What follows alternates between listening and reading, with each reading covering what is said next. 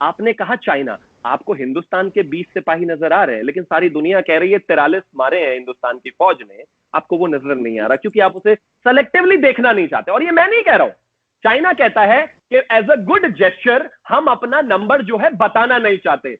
Corona हमने फैलाया, हम बताना नहीं चाहते। बॉम्ब आकर गिरे, एयर स्ट्राइक हुई, हम बताना नहीं चाहते। अब हमारे 43 मरे, हम बताना नहीं चाहते। बताना क्यों नहीं चाहते? आप स्टैंड ऑफ करके खड़े हो सामने हमारे, आप और बताना नहीं चाहते नंबर, क्योंकि पता है आपको कि आपके ज्यादा मरे हैं। दूसरी चीज, हिंदुस्तान इस चीज को लेकर अब बड़ा क्लियर कट है कि अगर सीमा विवाद है, हम पीछे नहीं हटने वाले साहब। अगर उनको हमें अपने सीमा में, एक लॉजिकल तरीके से सोचिएगा, सीमा में अगर घुसने देना होता तो वहां फौज स्टैंड ऑफ नहीं कर रही होती। वहां क्यों होता स्टैंड ऑफ इतने समय से? वो भी सिर्फ ये भी टसल भी इसलिए क्रिएट हुआ क्योंकि कहीं ना कहीं हमें लगा कि जिस तरह से डिप्लोमेटिक लेवल पर चीजें हल हो रही थी, शायद सिचुएशन जो है आसान होने की तरफ थी, या फिर कहीं ना कहीं यही सेम सिचुएशन 1 महीने पहले अराइज हुई थी, वो भी इसी तरह से डिग्रेड हुई, लेकिन ये नहीं हुई। चलो ठीक है, कहीं ना कहीं चाइना ने धोखा दिया, लेकिन आप चिंता मत कीजिए, आपकी भी घड़ी बहुत ही निकट है। उसने क्या किया है नेपाल के साथ आपके सामने है। उसने क्या किया है आप श्रीलंका के साथ आपने देखा है, हम्बन टोटा पोर्ट उसका पहले से ले चुका है। उसने क्या किया है भूटान के साथ आप बहुत अच्छी तरह से जानते हैं।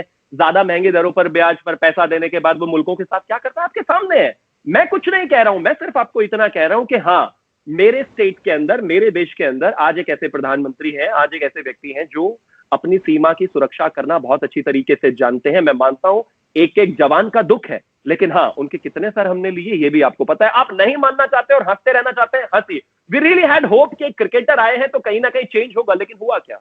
Nothing, back to square one, वही सिचुएशन है, कुछ भी चेंज नहीं हुआ।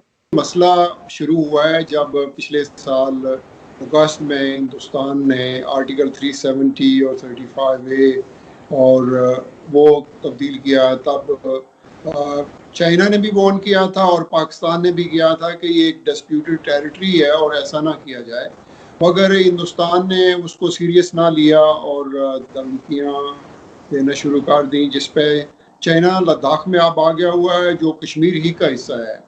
और कश्मीर का मसला जब तक रिजोल्व नहीं होगा इस रीजन में किसी सूरत अमन नहीं आ सकता। और कश्मीर का मसला सिर्फ एक ही तरह हल हो सकता है कि अगर हिंदुस्तान मान जाए और यूनाइटेड नेशन की जो रेजोल्यूशन है वो इम्प्लीमेंट की जाए। फर्ज करें हम फर्जी लिहाज से एक दूसरे को ताने देते रहेंगे, बातें करते रहेंगे, मगर उसका कोई मतलब नहीं है जब तक एक्चुअल चीज़ नहीं हो। हकीकत पसंदाना गुफ्तगू करें पाकिस्तान के साथ भी और हिंदुस्तान चाइना के साथ भी सीरियसली कहे और जो डिस्प्यूट्स हैं उनको माने।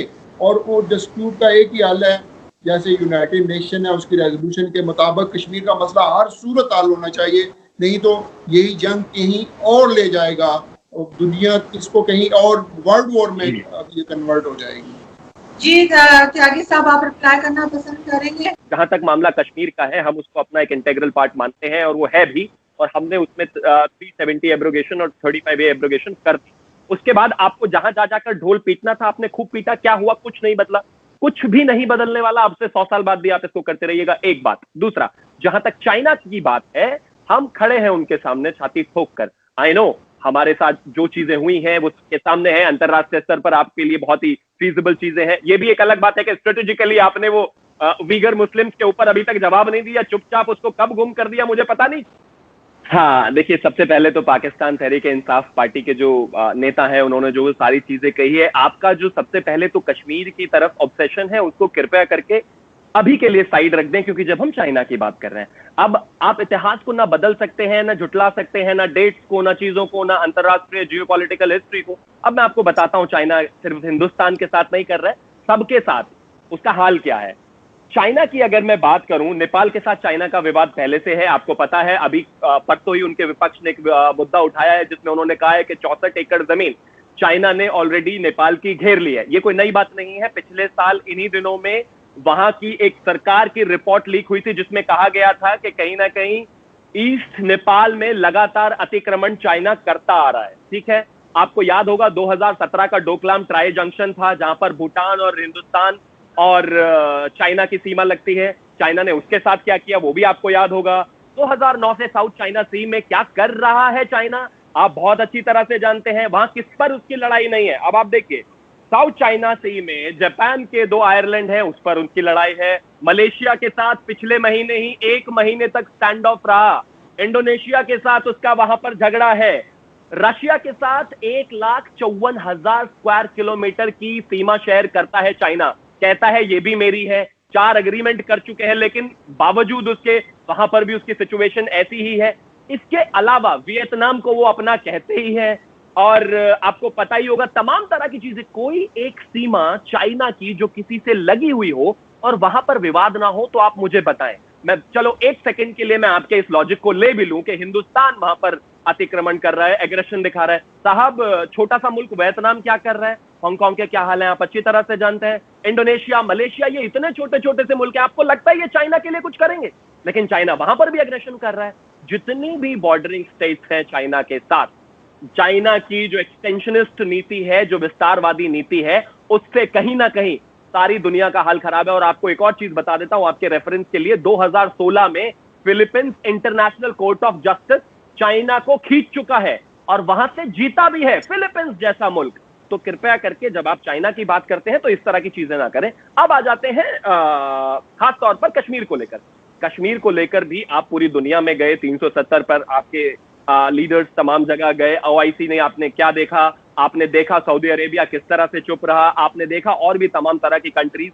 देखिए 1994 में हिंदुस्तान की संसद ने एक रेजोल्यूशन पास किया था नरसिम्हा राव जी की गवर्नमेंट में कि जो कश्मीर है वो हिंदुस्तान का अभिन्न हिस्सा है। मैं मानता हूं बायलैटरल ये चीज है और आप इसको बार बार कहते हैं कि यूनाइटेड नेशंस हमें जाना चाहिए। सिचुएशन ये है कि हर बॉर्डरिंग स्टेट के साथ कहीं ना कहीं अलग एक तरह का ट्रिप है, उसको बायलैटरली डील होना चाहिए। पाकिस्तान से हिंदुस्तान ने लगातार बात करने की कोशिश की है। आपको याद होगा नवाज शरीफ जी की बेटी की शादी में इस देश के प्रधानमंत्री गए थे।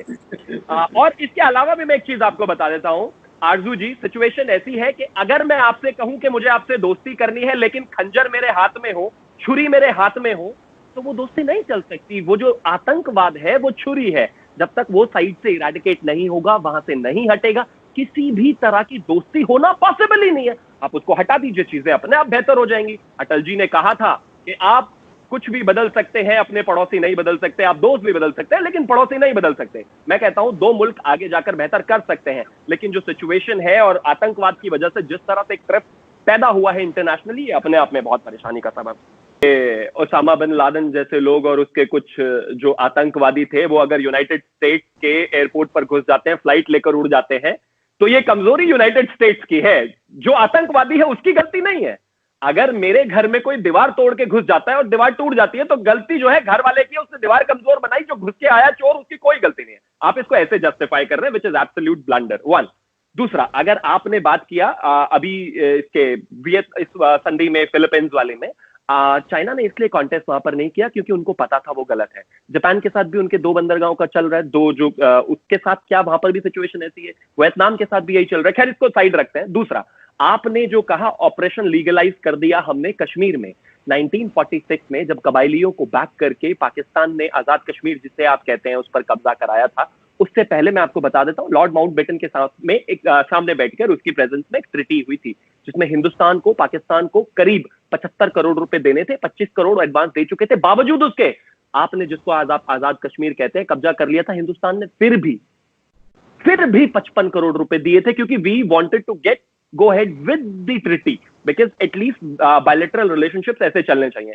और अब आप कहते हैं कि दुनिया हमारे साथ नहीं खड़ी। मुझे लगता है आप माइक पॉम्पियो का बयान शायद आपने सुना नहीं, जब वो लगातार कह रहे हैं कि चाइना जिस तरह से साउथ सी में लिंक में जाकर कर रहा है ऑपरेशन, हम उसका जवाब देंगे, वहां पर फौज आएगी। शायद आपने ये भी नहीं देखा कि रशिया S-400 ऑलरेडी हिंदुस्तान को दे रहा है, हमारे डिफेंस मिनिस्टर वहां पर गए थे। शायद और भी तमाम तरह की चीजें आप नहीं दे रहे हैं। आपके साथ कौन खड़ा है? जब ये 370 एब्रोगेशन हुआ और 35A एब्रोगेशन हुआ, कौन था आपके साथ? वही रियल टेस्टिंग टाइम था ना, कोई नहीं था। और दूसरा, चला बट इट्स ओके, मैं आपकी पॉलिटिकल परेशानी समझ सकता हूं, आप पॉलिटिकल व्यक्ति जरूर है, लेकिन कम से कम एक शब्द तो बोल लीजिए ना।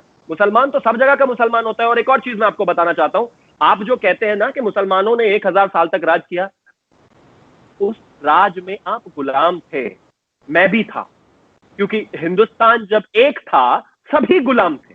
वो जो उन्होंने राज किया ना, उनसे आपका कोई संबंध नहीं है, आप यहीं के थे। जिसे पाकिस्तान कहते हैं, पहले जो हिंदुस्तान का था, आप और आपके दादा परदादा और उनके परदादा, मुझे अपनी 10 जनरेशन का नाम पता है, वो सब यही के थे, गुलाम थे। तो कृपया करके जो इस तरह के लोग हैं उनको अल्यूर करना बंद कीजिए। ये आपके लिए भी गलत है। सिर्फ धन के नाम पे किसी को बड़ा कर देना, जिसने आपके ऊपर आपको गुलाम बनाकर रखा हो, वो कहां तक सही है। मैं सिर्फ इतना मानता हूं कि चाहे वो हिंदुस्तान हो, चाहे वो पाकिस्तान हो, चाहे कोई और भी जगह, सब धर्म सब जगह रहने चाहिए। सबके अपने अपने इश्यूज जरूर है, कोशिश रहनी चाहिए कि ठीक हो, लेकिन हाँ, इतना जरूर है